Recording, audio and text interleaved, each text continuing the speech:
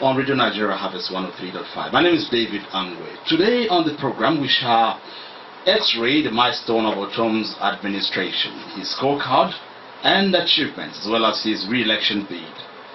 Joining me to discuss is the former Attorney General and Commissioner for Justice in Benue State and a member of the PDP, Barrister Alex T. Adum. You're welcome. Thank you, listeners. In case you want to be a part of the program, you can join us by dialing 0812 690 3647. My name is David Angwe. You have been on ground, Barrister Alex Adum. You've seen what the governor has done since he took over power. Let's begin with the issue of security, which is the primary purpose of government. How do you score Governor Ortom in this regard, where he started by granting amnesty to people who were in possession of firearms, and later on, the anti-open grazing law? Yeah, thank you very much, David. If you will ask my personal assessment of the governor's performance with respect to security, I will tell you that the governor has done excellently well. Excellently in the sense that security is the primary purpose of government. And when he assumed leadership of Benue, like you rightly pointed out, he initiated an amnesty program which received international acclaim, and he got an award from the United Nations on account of that. That program was meant to demilitarize, the Benue Valley and promote a new culture of peace. Because prior to now, there were several non-establishment related arms that were in the hands of, bandits in the state. And he did that essentially, to reduce the amount of non-establishment related arms in the hands of the people. Having done that, the Benue Valley was witnessing some form of, peace until the resurgence all over again of the Fulani herdsmen, killings, and that became such a big topical issue in Benue. And the scale and the magnitude of what was happening was slightly different from what we were experiencing in the past. Because I was also in government, and you will recall that when we were in government, my boss then, Dr.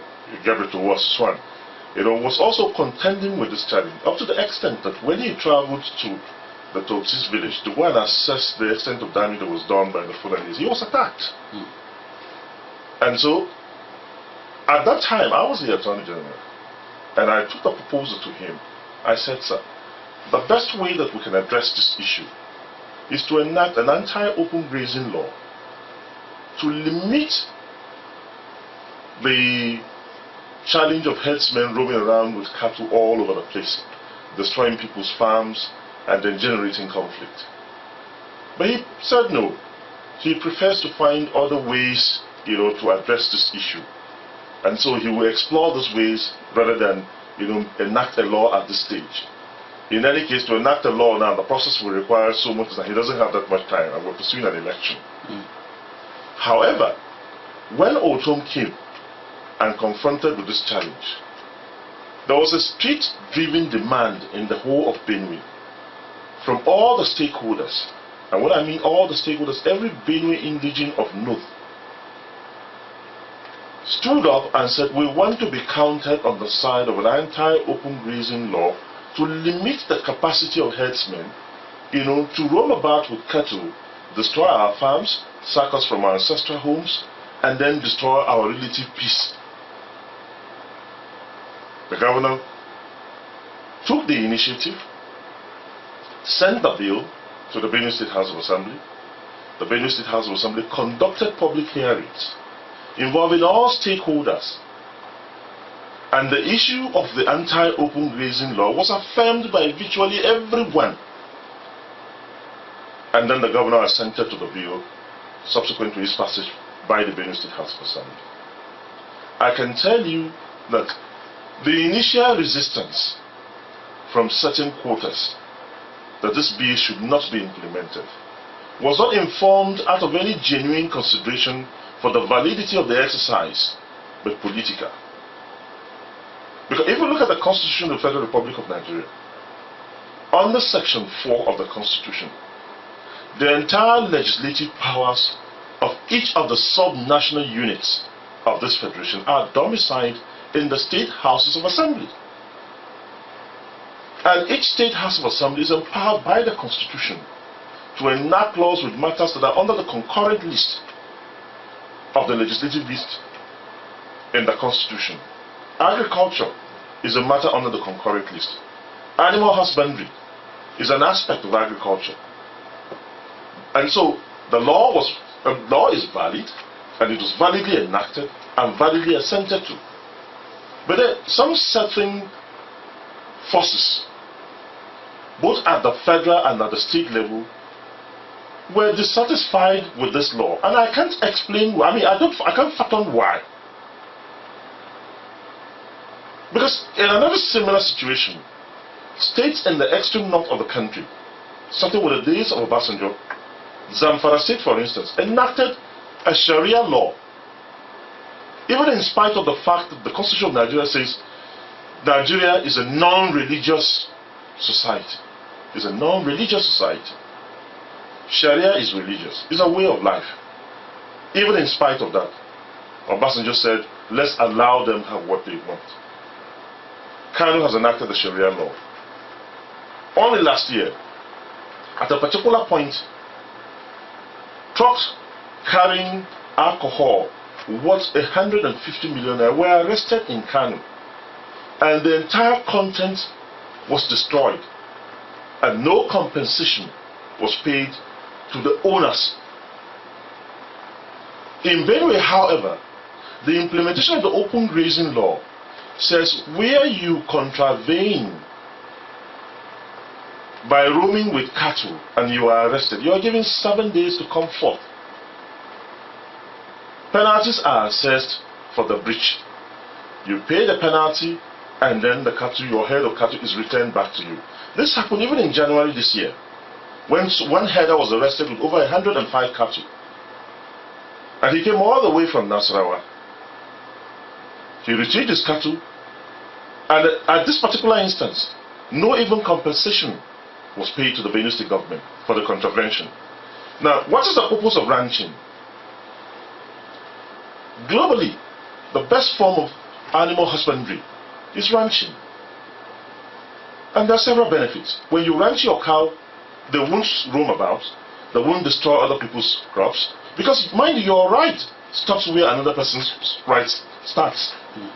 So when you put your animal or livestock within a confined environment, you are going to have a situation where there will be no conflict between you and your neighbor.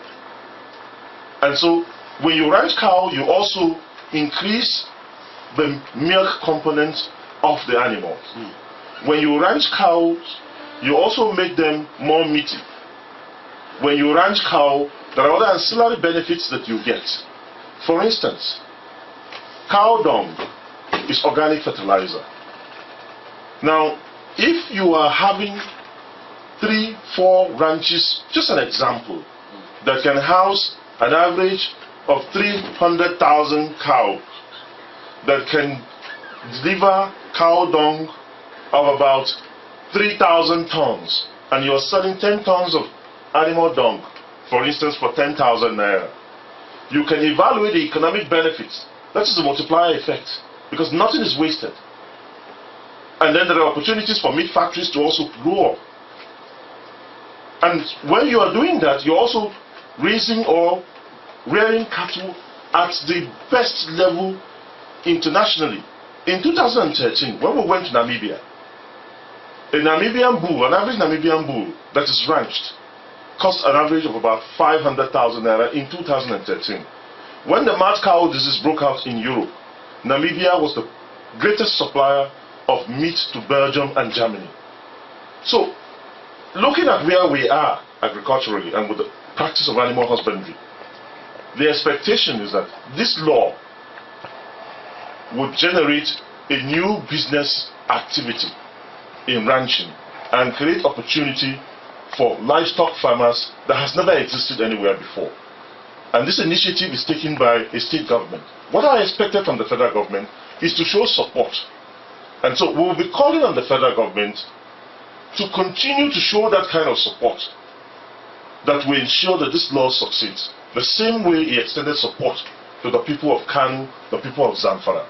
Because primarily today, our biggest security challenge is the herdsmen attack. All right. Once we minimize that, I can tell you that the Benue Valley is safe. All right. Some Guba candidates have come here to say, look, they will support the law if elected as governor, but they will modify its implementation.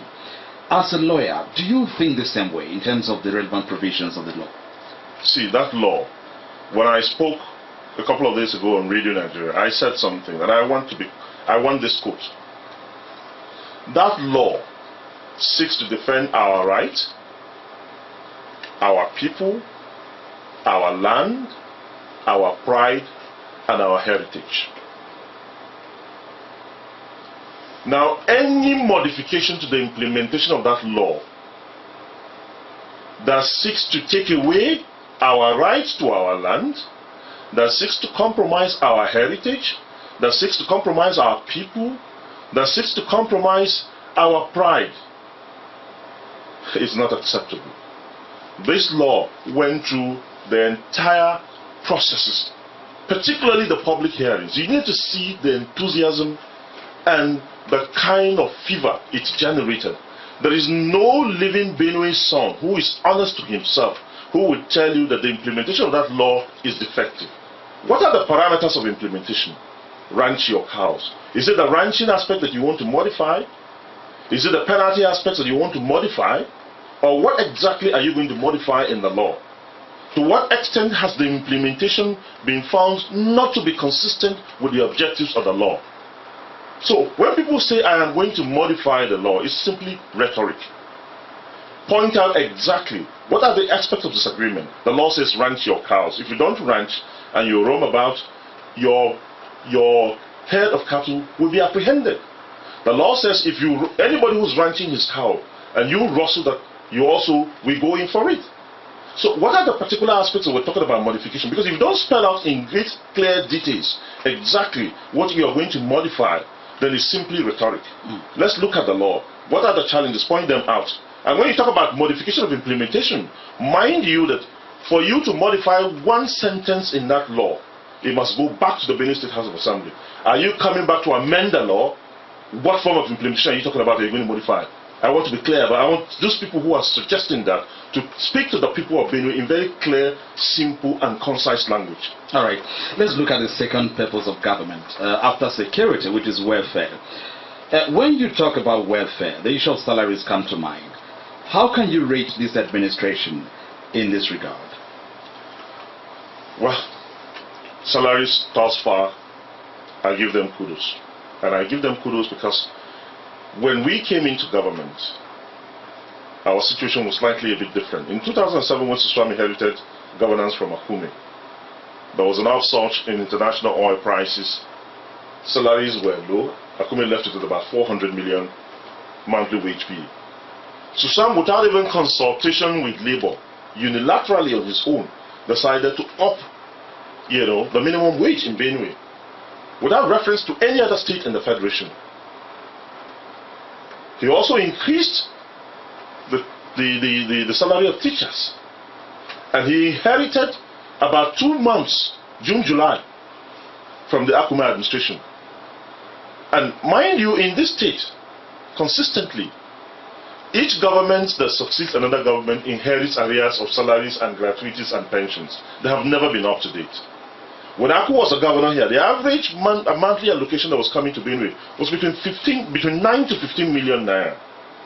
And Aku had a challenge of development. In my primary 6, because I went to a public primary school, the late Aku was unable to pay teachers' salaries for 1 year, 6 months. We lost 1 year, 6 months. But that generation who made the sacrifice for the foundation of Benue are the ones who are responsible for the state secretariat. Their sweat and toil that was not paid for is what you have a government house. Their sweat and toil which was not paid for is what you have a Benue brewery, Taraku Mills. The shares that Benue State government had in BCC, it was from that sweat and toil. All the industries, Aku in total, packaged over 30 projects. 30 projects, turnkey projects in 1981. And by 1982, cranes were rising every left and kind of Benue, stretching down to Kogi, because then Kogi was part of Benue. But Aku was unable to pay teachers' salaries, as mined as that was, for 1 year, 6 months. Now you take it down to Akume, to Suswam.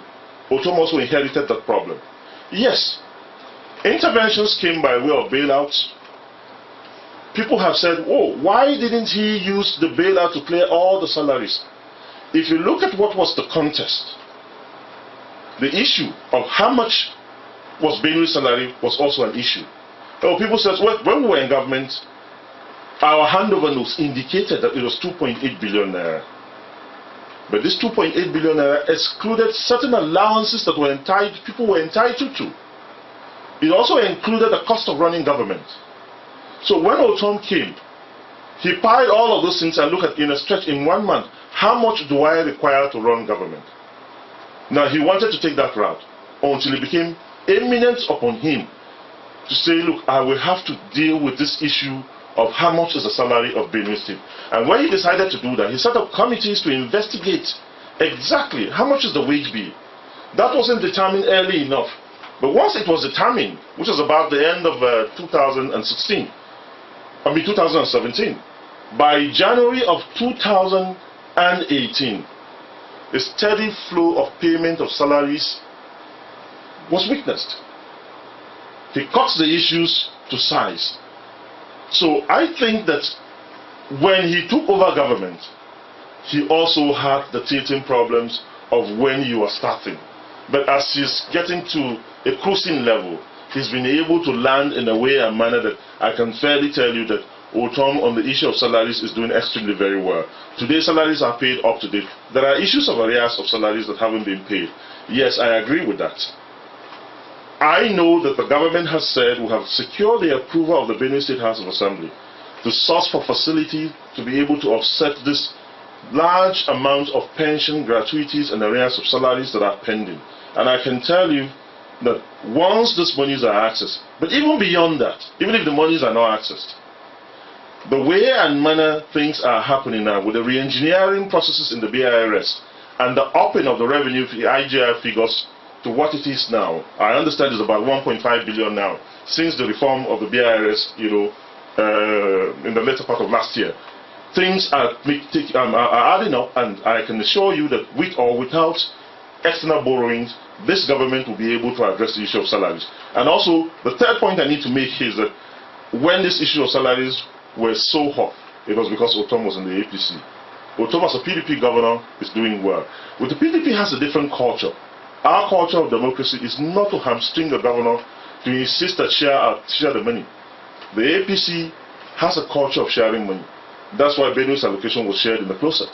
I can tell you that because the governor has said, when I was in the APC, I was hamstringed. In the PDP, I'm a free man. Because the PDP is a party for all freeborns. Nobody is master, nobody is godfather. We are all equal. Benue is an egalitarian society, and that's the principle upon which the PDP stands. And that's why the PDP has urged the governor, when you get the allocation, or when you generate the IGR, your first line charge is the salary of the people. We do not want the money to come to us as a political party. We want the people of Benue to receive their wage for their sweat. All right, let's look at projects, Honorable Alex Adum. In terms of infrastructure, tell us, do you think this administration has done well in the area of road infrastructure, both internal and external road networks? Yeah, the gestation period for construction of roads is quite lengthy. The processes from the costing aspects to, when you commence a road construct, topsoil removal, backfilling, this and that, all kinds of this. But I can tell you that when this administration came in, it inherited certain road projects that were ongoing. Unlike a typical Nigerian, politician who inherits another, instead of the Ortom administration abandoning the projects that our own government had initiated but could not complete, which were handed over to his administration, he went on to complete these projects. And the reason why we couldn't complete those projects was because of paucity of funds. the projects were at a later stage in our administration, we couldn't fund them. And so the contractors practically withdrew away from site.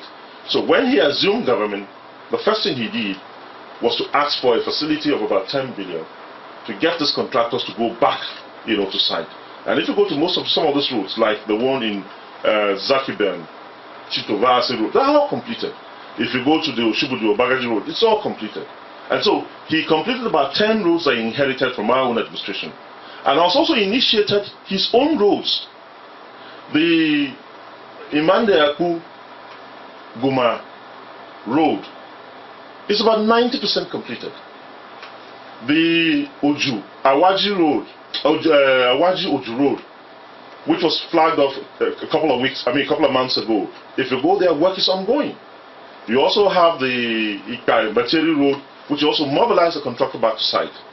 Now, the new roads he has awarded, a couple of them he has not been able to fund them, but it's all because of count or the paucity of funds.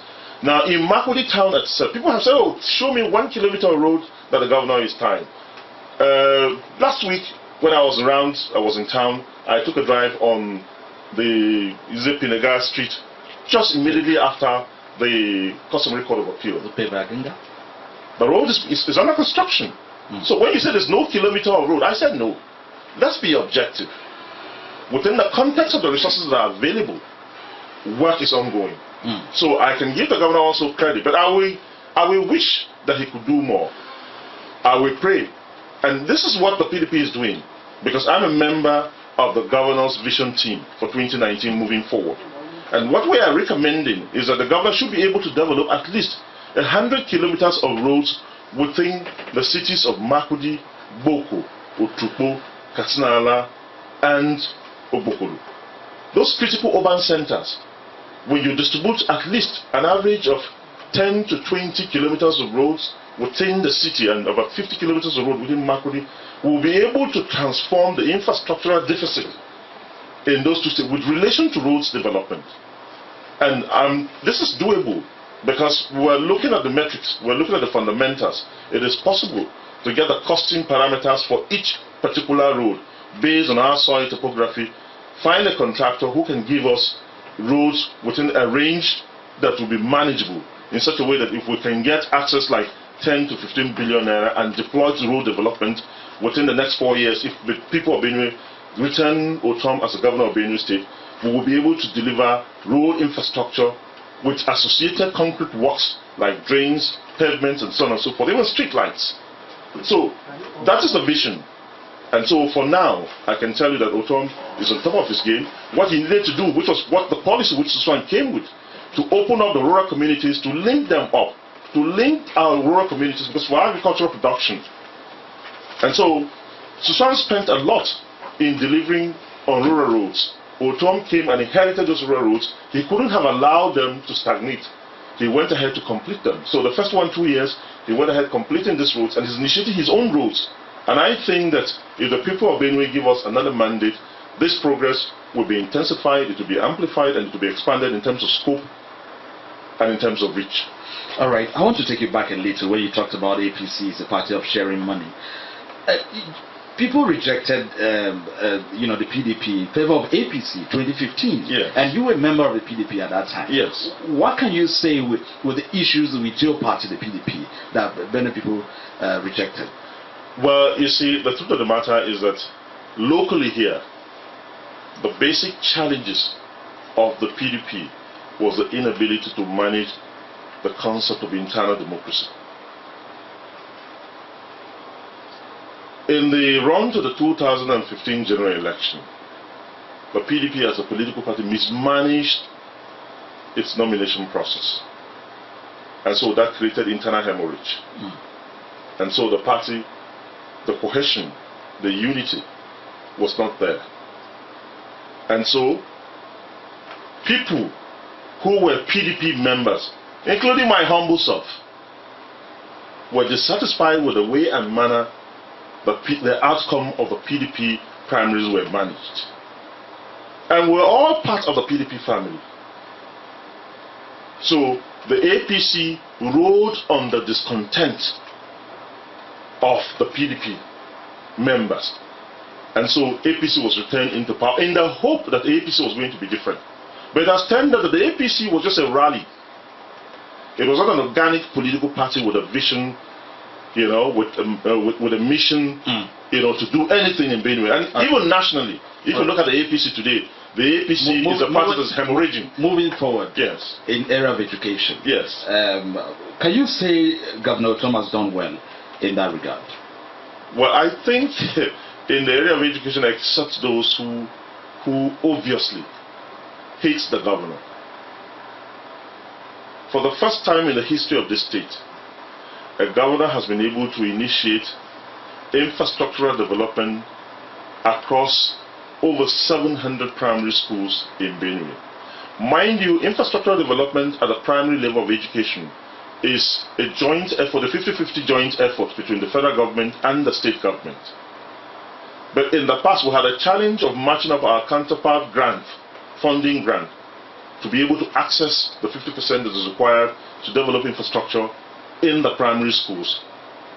When Ortom came, one of the first things he did was to secure that 50% funding to be able to access 50% from UBEC. And about 7 billion naira was not available for infrastructural development at the primary school level. Over 700 contracts for new school blocks, you know, were awarded. If you go around the state, 90% of the primary schools that were given out to be renovated have a new block that has been delivered by this administration. And that is the first time in the history of this state that such an expansive and such a comprehensive work on infrastructure at the primary school level is ongoing. And as we speak, the last time I spoke to the chairman of SUBEB, he indicated that they have also raised the counterpart funding for 2018-2019, you know, UBEC and SUBEB projects. And in a short while, upon the completion of this current exercise of renovation that is ongoing, or reconstruction that is ongoing, the government is going to award new sets of contracts to also cover almost another 700 schools, bringing a total of about 1,400 new school blocks. This is also being complemented with teaching aid, teacher training and retraining, and so on and so forth. Then if you go to the secondary education, for the first time, look at Government College. That is one college that was a premier college in Benue. Government College was in ruins. If you go to Government College, it's been comprehensively renovated. Look at tertiary education. Look at the intervention in the ASU strike that he inherited. Because when we were in government, shortly before we would exit government, the Benue State University branch of ASU went on a 4-month strike. The university was shut down. The College of Medicine, for instance, had no accreditation.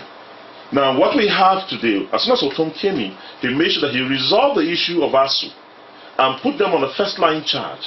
So even when salaries are not paid to other branches or other sectors in this state, the Benue State University receives primary consideration from government.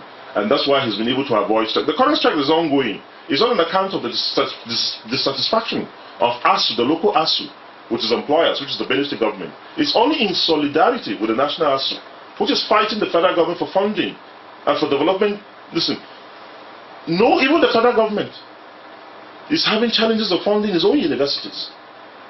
But Ortom has tried. Look at the College of Health Sciences, the College of Health Tech in Agasha. Look at the College of the School of Nursing. All of this put together, the totality of it is that in terms of education, he is doing virtually the right thing within the context of the available resources that are available to this government. All right, let's talk agriculture now, which Benue has a comparative advantage in. Looking at the policies and programs of this administration, do you see any desired improvement in yield and also productivity, as well as an increase in the GDP through these agricultural practices we have in Benue as an agrarian state? Yeah, you see, I have always told people that the problem of agriculture in Benue is not so much the problem of the quantity of yield or the production. I agree completely that the methods are still largely agrarian, very non-mechanized, basically at the level of subsistence agriculture. I would wish that we might